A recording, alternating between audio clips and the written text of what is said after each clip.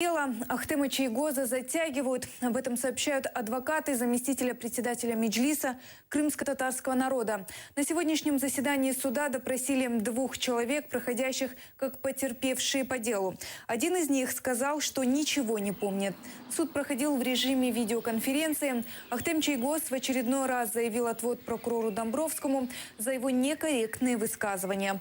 Суд в отводе отказал. Следующее заседание запланировано на 18 августа, 10 утра.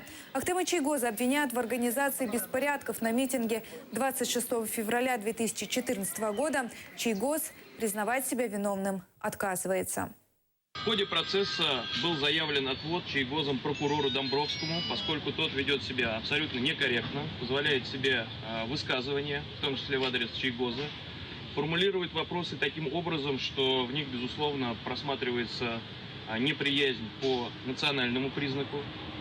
И на это было обращено внимание суда. Понятно, что суд отказался в удовлетворении отвода, но тем не менее мы продолжаем допрос потерпевшего. У нас еще предстоит существенный блок вопросов. К сожалению, сегодня короткий день. Я надеюсь, что нам все-таки удастся задать все вопросы потерпевшему. Также хочу отметить, что на следующей неделе будет только одно заседание. По какой-то причине суд объяснил это занятостью, не будет заседания в пятницу.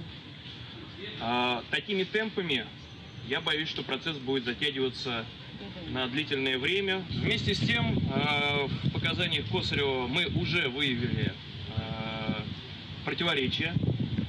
Ну, например, в той части, что в ходе предварительного расследования следователь записал, что он был одет в дубленку, а на суде он категорически это отрицал, сказал, что у него никогда дубленки не было. И затруднился ответить на вопрос, читал ли он текст своего протокола. Сказал, что только подписывал.